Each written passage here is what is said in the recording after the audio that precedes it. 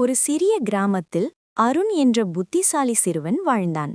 அவன் கைவசம் இருக்கும் எந்த பொருளையும் சோதனை செய்யாமல் விடாது.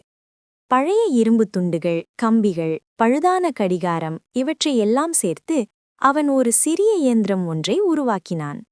அதற்குப் பெயர் கால இயந்திரம். அருண் அதை இயக்கியவுடன் ஒரு ஒளி வெளிச்சம் தோன்றியது. கண் இமைக்கும் நேரத்தில் அவன் தனது கிராமத்திலிருந்து தூரத்தில் பழங்கால சோழர் இராச்சியத்தில் நிற்கிறான். அவனை சுற்றி பெரிய கோட்டைகள், வீரர்கள், குதிரைகள், போர்க்கொடி எல்லாம் தெரிந்தது. அவன் அங்கு ஒரு இளம் இளவரசின் அரச மரபை காண்கிறான். அந்த உலகம் அவனுக்கு புதிதாக இருந்தாலும் அந்த சிறுவனின் துணிவும் மரியாதையும் அருணின் மனதில் நன்றாகப் பதிந்தது. அவன் உணர்ந்தான் வீரத்துக்கும் அறிவுக்கும் இடையே உள்ள நெருங்கிய உறவை.